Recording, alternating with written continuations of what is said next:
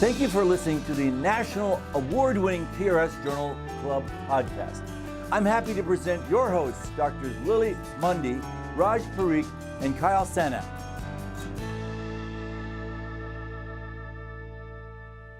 Hi everyone, and welcome to the May 2019 edition of PRS Journal Club podcast. I'm Kyle Sanniec, PRS Resident Ambassador from UT Southwestern, and I am joined by my co-resident ambassadors, Lily Mundy from Duke University and Raj Parikh from Washington University in St. Louis. Today we have the honor of being joined by Dr. Terry Myckatyn, Professor of Plastic Surgery and Director of Cosmetic Surgery and Breast Microsurgery at Washington University School of Medicine in St. Louis. Thank you so much, Dr. Myckatyn, for joining us for this PRS Journal Club podcast. Thank you very much. It's my pleasure. The articles that we will discuss can be read for free on prsjournal.com, including an archive of all past Journal Club articles.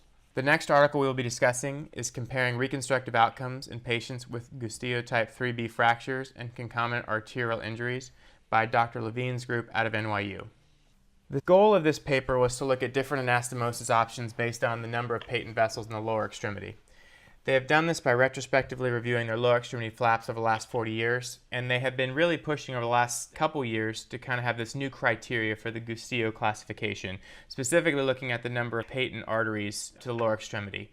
So they talk about amending the Gustilo classification to also adding a 3, 2, or 1, depending on how many arteries are still intact to the lower extremity. When they looked at all of their 3B injuries, they had 409 patients, and they looked at the outcomes based on the complications and flap failures and how they related to anastomosis types, whether they were end-to-end to uninjured vessels, end-to-side to uninjured vessels, or end-to-end to injured vessels. They had a 7.7% total failure rate and a 14.7% unplanned return to the OR. There was no difference in takebacks in the two vessel runoffs with end-to-end versus end-to-side. Additionally, the single vessel runoff showed no difference between end-to-end and end-to-side anastomosis in terms of flap loss or takebacks. So their conclusion was that regardless of if you do an end-to-side or end-to-end, there is no difference in complication rates.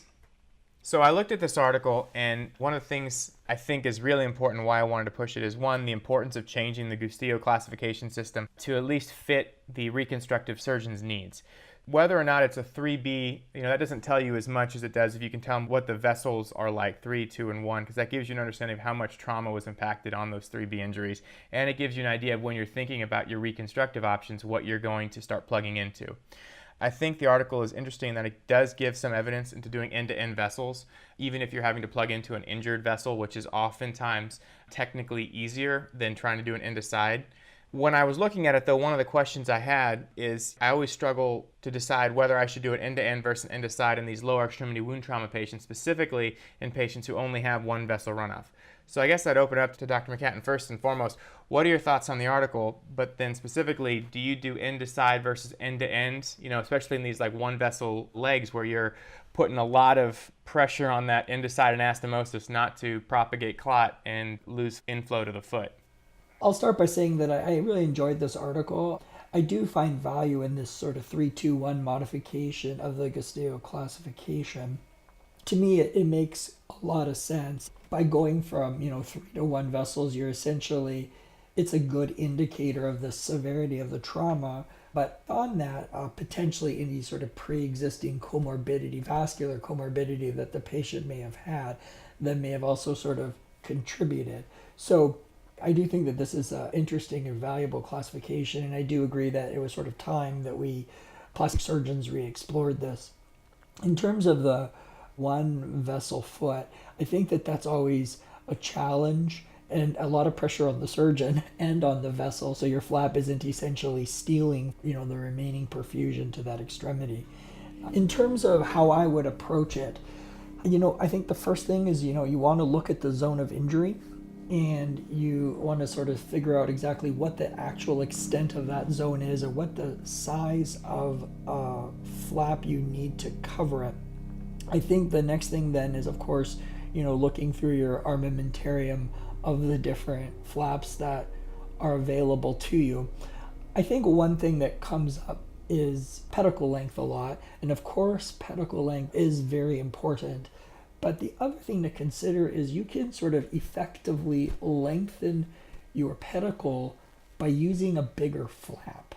In other words, part of what determines if you were to plug in end to end versus where your wound is the length of your pedicle. But the other thing is just the physical size of your flap. You can essentially use some of that flap. Now you may end up placing flap in areas where you had some normal tissue, but you can use that larger flap to essentially get further onto a wound from an end-to-end anastomosis. In terms of how I would typically approach that, I actually, with the one vessel foots, would look first to see, can I do a flow-through flap? Can I work with vascular surgery to potentially reconstruct one of those other vessels? Or is there an option for an AV loop? So those are three things that I would consider first. And then based on that, and I think it sort of does vary case by case, I've done this several ways. I've actually plugged Enticide into the vascular graft, so I didn't mess with the remaining vessel. And then other times I have gone Enticide into the remaining vessel. But I would look to see if I can reconstruct one of the other vessels if I can. But that's how I would approach it. I think that's a great point that I never really hear talked about in terms of reconstructing the other two or one vessels that's out. We always talk about, either going into the distal end or going to the proximal end of one of the injured vessels, but they never really talk about trying to do a flow-through flap or trying to reconstruct the other injured arteries. That's a very awesome idea and something I'm going to start looking at in the future when I'm seeing these lower extremity injuries. What are your thoughts on doing myocutaneous versus fasciocutaneous flaps and things like that if you're trying to get extra pedicle length to try to elongate your flap length to get more coverage so you can get out of that zone of injury? Do you think it makes a difference in lower extremity wounds? I definitely think that it does. This is all sort of case by case, and I think it's also sort of what you're comfortable with. If you are very confident that you have a nice end-to-end anastomosis in an area that's clearly outside of the zone of injury, and you feel like you can cover your pedicle well. So that's the other thing is, like, if you have a long pedicle length to get to where you need to go, the other consideration is, where is that pedicle going to get there? Like, is it going through beat up or radiated or somehow compromised tissue?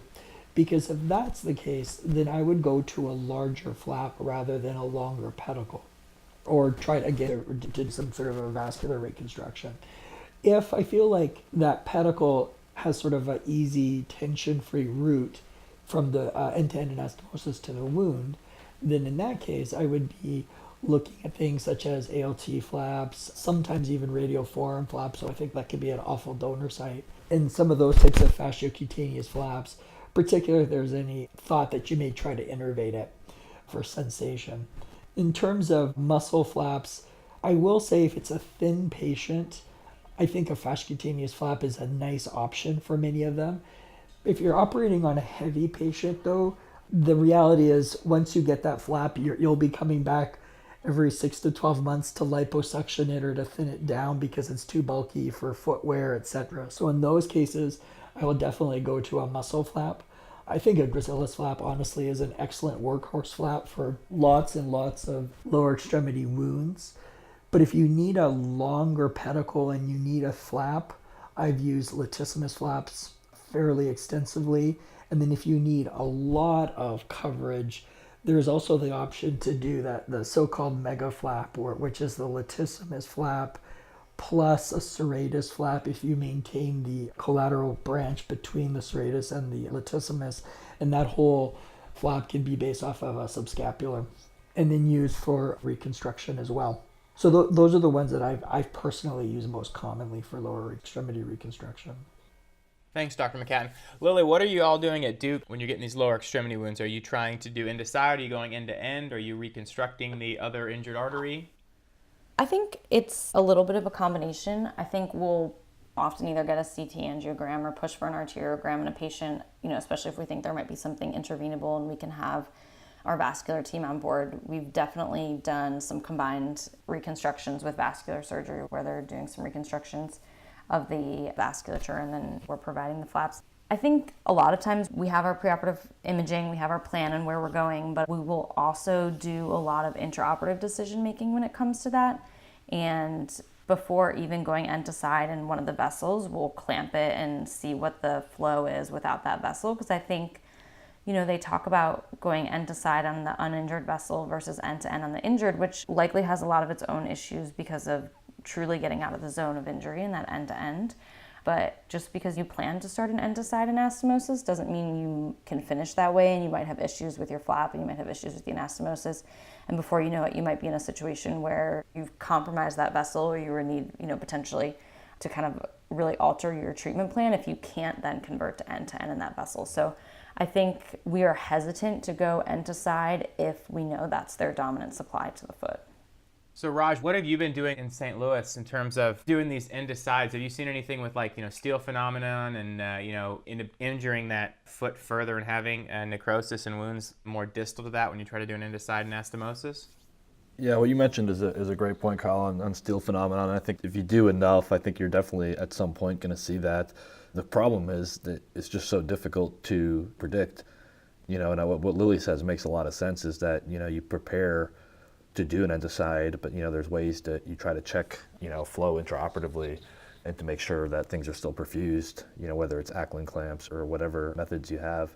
I think in a single vessel foot, depending on where and how large your zone of injury is, if you can get proximal to it with a reasonable amount of time, and it's not, so far away from where your flap actually needs to be, then it makes a lot more sense to me to do an end-to-end anastomosis proximal to the zone of injury. I think the issue becomes when your zone of injury is either really large or just becomes you're having to go a lot more proximal, then it becomes challenging. And then I think in those cases, unless you need a larger flap, like Dr. Myckatyn was saying, I would prefer to go end to side. And I think you just understand that you're taking that risk. Personally, I haven't seen that many issues where there's been damage to the vessel doing an end to side anastomosis as far as compromising that or compromising blood flow distally. So I think you just have to be careful. But I do think, in an institution like NYU where they're doing, a lot of these, or at Duke or at UT Southwestern, any of our places where the volume is really high, is that eventually you will see a complication with the end to side. So it's certainly something to be aware of. Something I think just to also think about with their data with a grain of salt is, obviously this is data that they collected. I assume this is a prospectively maintained database. But we don't have all of the data, and a lot of that is because these are trauma patients. We don't have all of their follow-up data, but we don't know how many of these patients went on to non-union or went on to wound problems or went on to amputation maybe because of a delayed vascular compromise of the foot that just took a lot of time to kind of progress as an outpatient and proceed to an amputation, either because of chronic pain or limited function or what have you. So I think they bring up such nice points in thinking about this 3-2-1 thought process and really trying to push us to think more critically about how we're evaluating these patients from a plastic surgery perspective. But I do think there's probably a role for some data that's similar but has a little bit more comprehensive outpatient follow-up, which is obviously hard to get in trauma patients. Yeah, well, I think that's a great point. I think we so focus on this and even our own data of does the flap live, yes or no, that's a successful reconstructive outcome. And really in these, we probably should reassess how we're even looking at successful reconstructions, not so much flap take back and, partial necrosis, but are they getting up and walking? Are they being able to be functional? Because that's really what we're doing all the surgeries for to begin with, is to make sure we can give them a functional lower extremity. So I think it's a great point. Real quick, Dr. Myckatyn, have you done any of these distally based, plugging in distally for these free flaps instead of going proximally, where you just do a spurt test and try to plug in distally? Yeah, I have about 3 times because every time I've done it, it's given me anxiety, so I remember. What I have done in those cases is I went antegrade, it just wasn't working, and we did do essentially, as you said, a score test. There's been some work, and I actually believe this actually came from the NYU group in breast reconstruction in the past, where they were able to show that, and this is in the internal mammary vessels, of course, but that, for example, for stacked flaps, that the retrograde vessel, I believe, had about 60% of the inflow pressure of the antegrade vessel. And so it's definitely doable. The flaps that I've done have all been muscle. I've done 2 rectus abdominis and 1 gracilis flap that way. And honestly, they all did totally fine.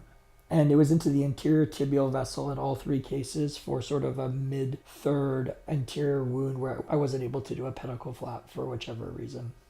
I think with that, we will end the discussion of this article. Thank you, everyone, for a great discussion. If you like this podcast, please feel free to share with your colleagues and friends and rate us on the Apple iTunes Store.